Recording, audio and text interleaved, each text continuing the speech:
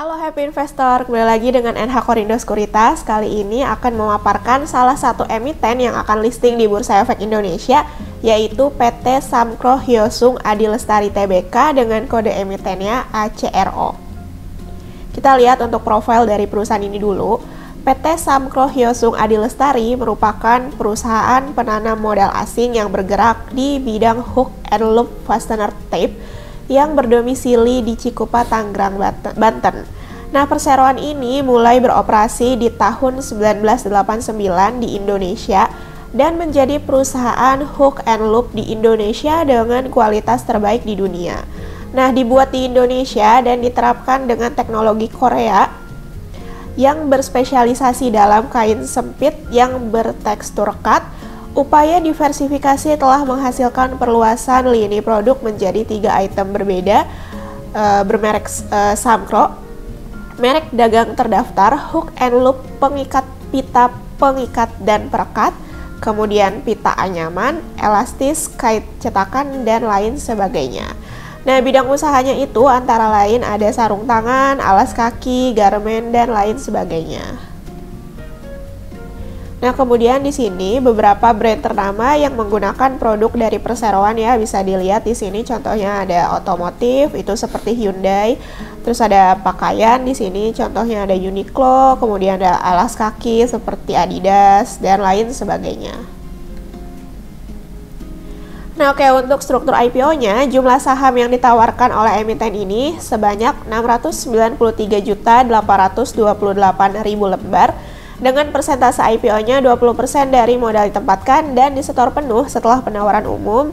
Kemudian nilai nominalnya Rp20 per lembar, harga pelaksanaan di kisaran Rp103 hingga Rp108 per lembar. Adapun nilai IPO yang didapat maksimal sebanyak Rp74.423.424.000. Adapun penjamin emisi kali ini yaitu PT Yobi Keihan Sekuritas.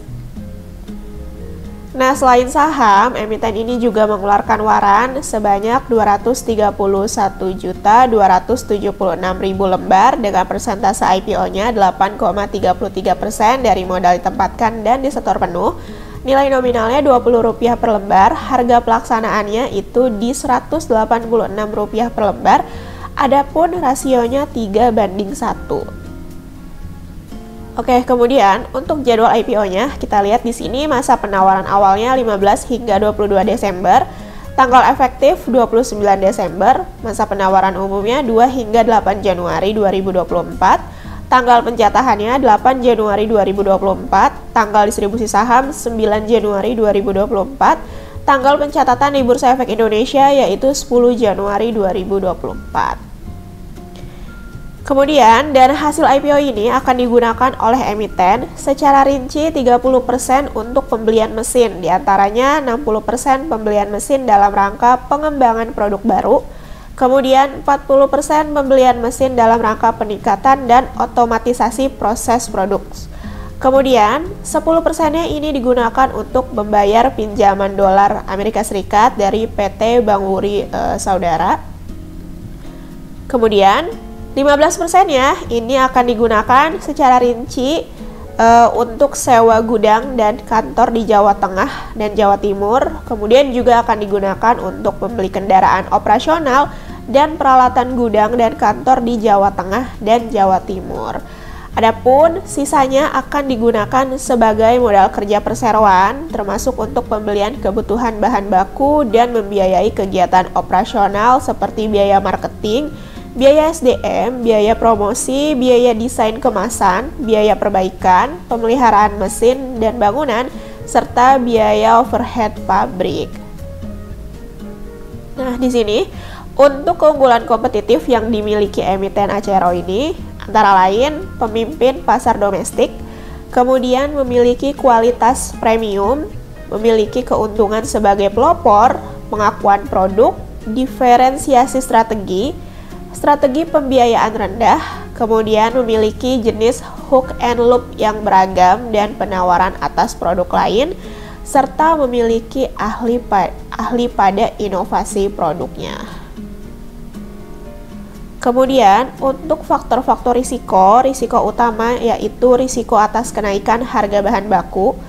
Risiko usahanya antara lain risiko produksi, risiko perubahan teknologi, risiko pengadaan bahan baku, serta risiko sumber daya manusia.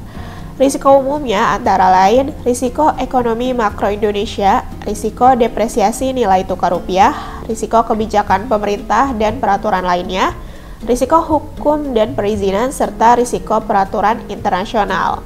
Nah, adapun risiko yang patut diperhatikan bagi investor antara lain risiko tidak likuidnya saham yang ditawarkan pada penawaran umum ini, kemudian fluktuasi harga saham perseroan, serta pembagian dividen. Nah, kemudian di sini ada neraca keuangan untuk key financial highlights yang pertama. Adapun kalau kita lihat rasio-rasio utamanya per 30 Juni 2023, current ratio berada di angka 1,45 kali. Debt to asset ratio tercatat 0,46 kali, debt to equity rasionya tercatat 0,87 kali, DSCR-nya tercatat 0,15 kali, kemudian ICR-nya tercatat 7,14 kali. Kemudian key financial highlights yang kedua, laporan laba rugi. Kita lihat lagi rasio-rasio utamanya per 30 Juni 2023. GPM atau gross profit margin ini tercatat 42,98%. Kemudian net profit marginnya atau NPM tercatat 18,27%. Return on assets tercatat 4%. Return on equity-nya ini tercatat 7,47%. Revenue-nya mengalami penurunan atau minus 14,50%. Gross profit-nya juga terkontraksi, yaitu dengan tercatat minus 28,52%. Oke, sekian mengenai paparan IPO kali ini. Terima kasih.